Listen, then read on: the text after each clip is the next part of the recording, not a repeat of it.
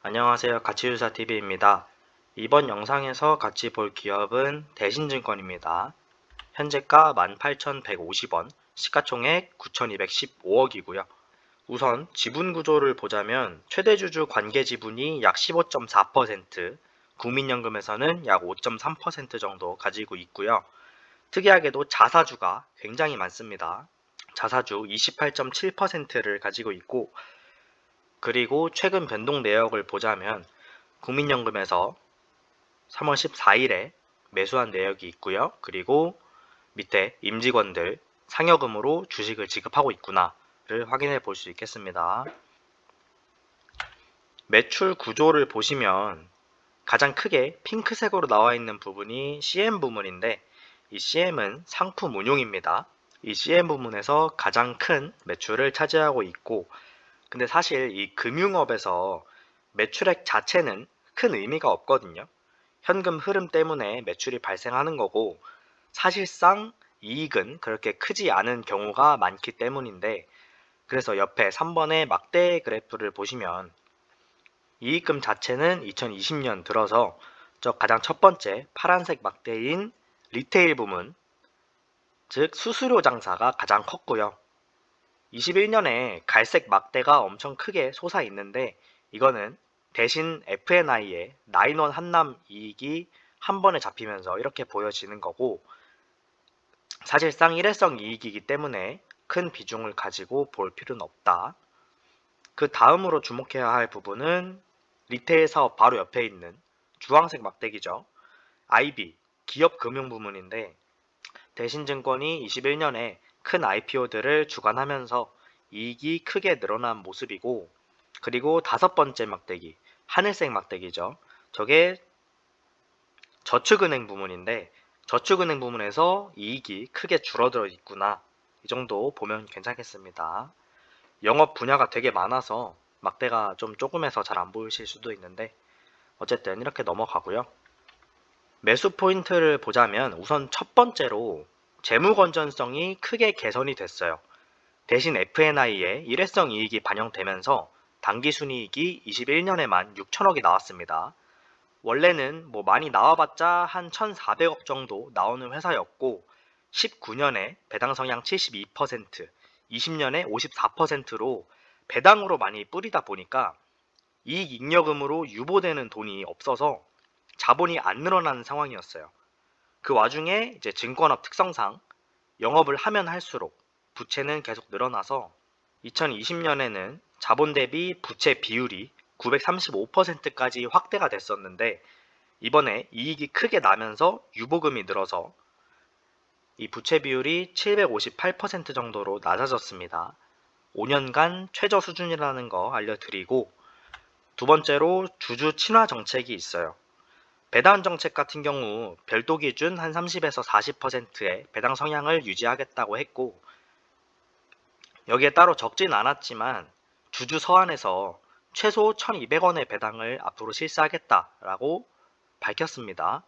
그리고 자사주도 추가로 매입한다고 하는데, 앞서 지분 구조에서도 보셨다시피 자사주가 이미 28.7%고 매입한다는 자사주 150만 주를 합치면 30%가 넘어가겠죠.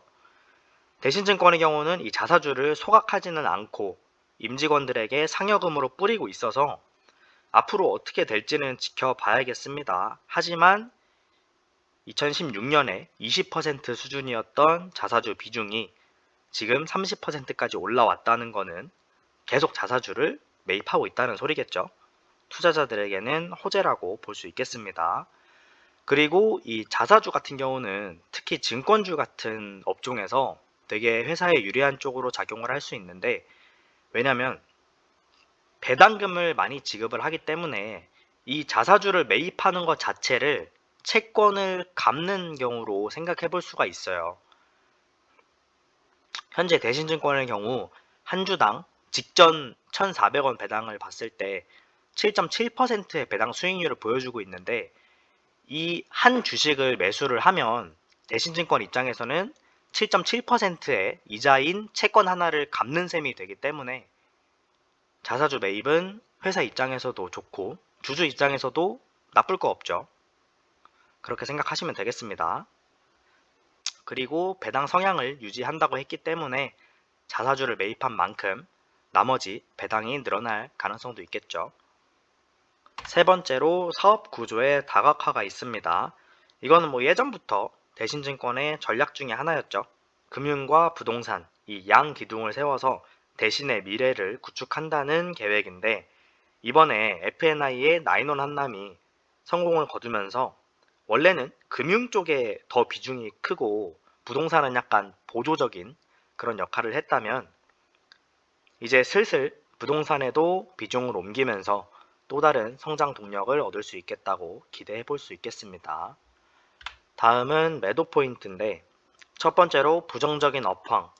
미국에서 금리 인상을 단행하면서 유동성이 잠기고 증권시장의 불황이 지속될 것으로 예상되고 있어요. 최근 애널리스트들 보고서를 보시면 곧 저점을 찍고 반등을 할 거니까 지금부터 주식에 투자 비중을 늘려야 한다, 이런 의견이 있는데, 낮을 때 사라는 소리겠죠. 하지만 미국에서도 앞으로 2년간 계속 금리 인상을 하겠다고도 하고, 이 추세가 언제까지 계속될지도 모르는데 이 의견을 지금 당장 따르기에는 힘들고요. 나중에 금리 인상이 끝나고 이제 금리가 하락되는 걸 보고 사도 괜찮지 않을까. 만약에 지금 이 증권업종들이 좀 할인되어 있는 가격일 때 매수를 한다고 하면 이 리테일 비중이 크지 않고 사업 구조가 다각화되어 있으면서 주주 친화 정책이 잘 시행되는 증권사를 사야겠죠. 그리고 두 번째로, 아까 말씀드렸다시피 21년에 대신증권의 실적이 굉장히 좋은데, 이게 일회성 성과라는 점과 리테일 부문의 실적 둔화가 예상되는 가운데 기저효과로 인해서 향후 한 1년, 2년간 실적이 하향세를 이을 가능성이 높다. 매도 포인트는 이 정도로 보면 될 것 같고요. 정리를 하자면 좋은 회사지만 업황이 좋지 않다. 배당금도 꾸준히 늘려주고 있고 자사주 매입도 꾸준히 하고 있어요. 매출도 2018년을 저점으로 확대하면서 영업이익률도 끌어올렸고요. 부채 비율도 이번에 개선이 됐고 부동산 사업으로 비전까지 제시를 해줘요. 정말 좋은 기업인데 증권업이 현재 그렇게 좋지 않기 때문에 상승에 제한이 있을 것 같다. 기저효과가 굉장히 큰 점도 증권주들 사이에서 경쟁력이 좀 약화되는 요소로 작용할 수가 있겠다. 이렇게 볼 수 있을 것 같습니다. 그러면 이번 영상은 여기까지 보고요. 시청해주셔서 감사합니다.